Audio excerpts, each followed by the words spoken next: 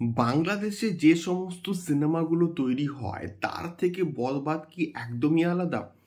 Typical Bangladeshi project নয় কিন্তু হচ্ছে বরবাদ, এমনটা কিন্তু জানিয়েছেন শাহরিন আক্তার সুমি, যিনি কিনা বরবাদের প্রযোজক। সো হ্যালো গাইজ, আমি Deep and welcome back to my channel Deep exclusive. So এখন আমি এই ভিডিওর মধ্যে কথা বলতে এসেছি শাকিব খানকে নিয়ে, বরবাদকে নিয়ে, এবং বরবাদ সংক্রান্ত গতকাল আমি একটা কিন্তু আপডেট তোমাদেরকে শেয়ার করেছিলাম যে এবারে হলিউডের সঙ্গে কিন্তু কোলাবোরেশন করছে শাকিব খান, এবং তার পরবর্তী ছবি কিন্তু রিয়েল এনার্জি প্রোডাকশনের সঙ্গেও কিন্তু হবে আফটার তাণ্ডব। দেখা যাক কেমন হয়, এবং হলিউডের কোনো অ্যাক্টরও কিন্তু এই পার্টিকুলার প্রজেক্টে কিন্তু কাজ করবেন। দেখা যাক কেমন হয়। স্টিল আজকের যে ভিডিওটাকে নিয়ে কথা বলতে এসছি আজকের ভিডিওর মধ্যে সেটা হচ্ছে বরবাদ একটা টিপিক্যাল বাংলাদেশি প্রজেক্ট কিন্তু নয়। তো এই খবরটা দেখলাম গতকাল থেকে ফেসবুক কিন্তু জাস্ট গরম করে দিয়েছে, এবং এর পরে বরবাদকে নিয়ে আগ্রহ কিন্তু আরও অনেকটা বাড়ছে।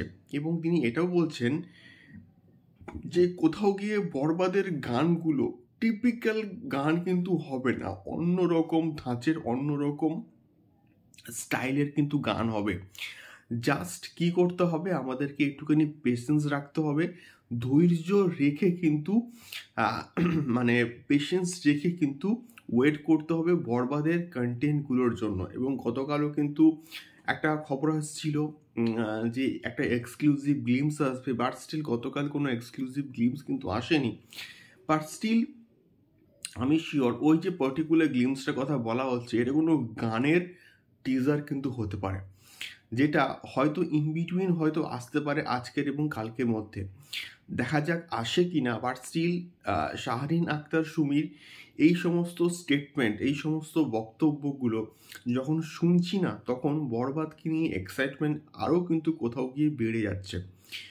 তো তোমরা কারা কারা বরবাদের কে নিয়ে এক্সাইটেড অবশ্যই কিন্তু কমেন্ট বক্সে কমেন্ট করে আমাদেরকে শেয়ার করতে পারো। দেখা হচ্ছে পরবর্তী ভিডিওতে শাকিব খান এবং বরবাদ সংক্রান্ত আরও অনেক এক্সক্লুসিভ আপডেটস নিয়ে। টাটা।